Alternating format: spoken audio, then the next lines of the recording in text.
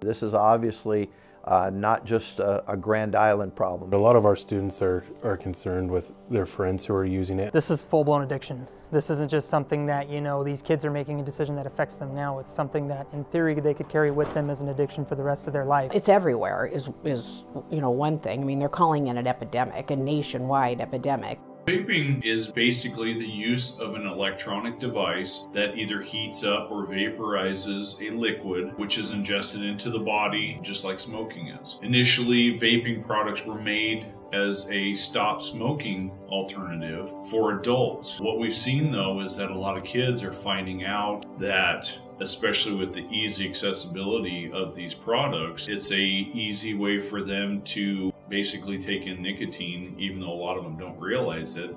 They start vaping because it makes them feel funny. They think it's harmless, and so they're getting the head rush and they're giggly and they feel silly, and then about the time the head rush goes away, well, the addiction stays. They can have them hooked into their computer charging them, that's the battery, and they just look like a flash drive. And then they can just take a little hit off of it and then blow the vapor into their sweater or into their shirt. It dissipates very quickly. It's not smoke. And so teachers can't see it because it's just gone so quickly.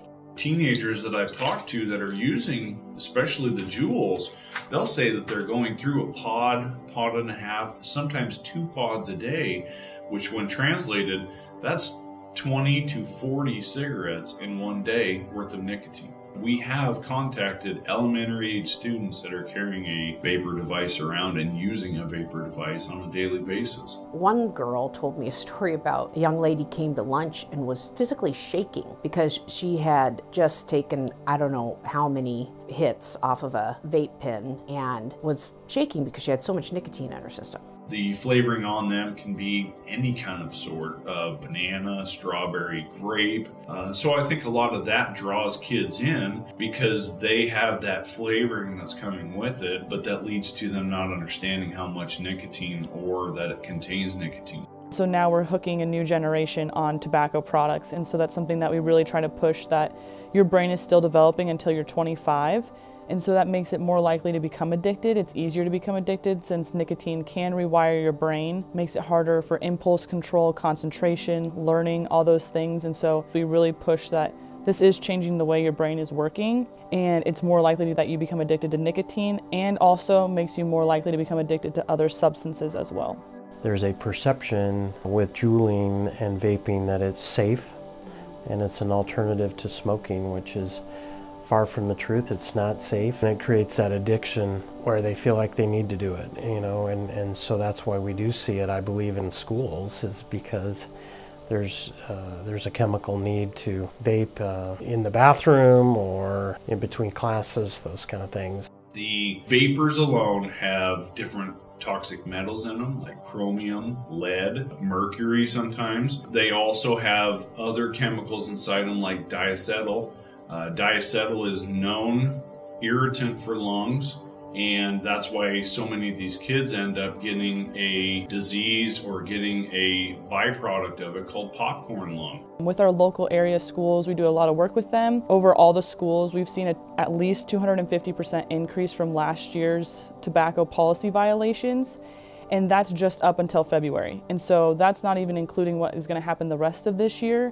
And so to see that huge of a jump just this last year from last year's violations is very alarming. And we know that after talking to schools and school officials, we know that it's an issue that we're seeing among our youth. It is so addictive, and we've had several cases where kids have tried to get off the vaping, and unfortunately, because of that concentration of nicotine, it's been very difficult. And so we've had a number of repeat offenders. This is obviously not just a Grand Island problem. It's not just a metro problem. I'm talking to rural school principals.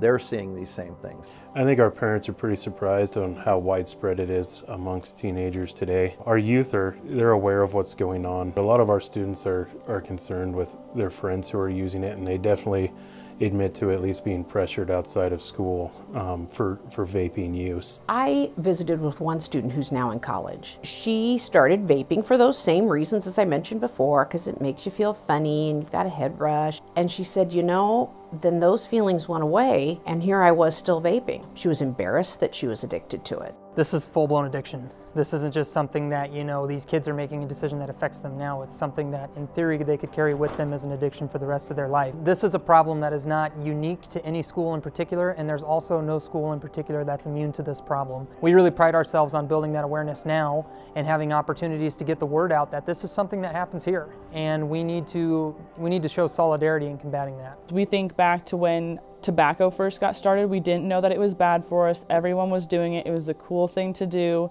And then unfortunately, 10, 15 years down the road, we start to see these health impacts from tobacco use, from smoking cigarettes. It's just history repeating itself. Parents don't know this is out there. Older generation, like my folks, didn't know this was out there. It's important to get the word out. This isn't harmless. Vaping is not harmless. They're replacing tar for a chemical that we don't know what it's going to do over the long term. So yeah, this is important.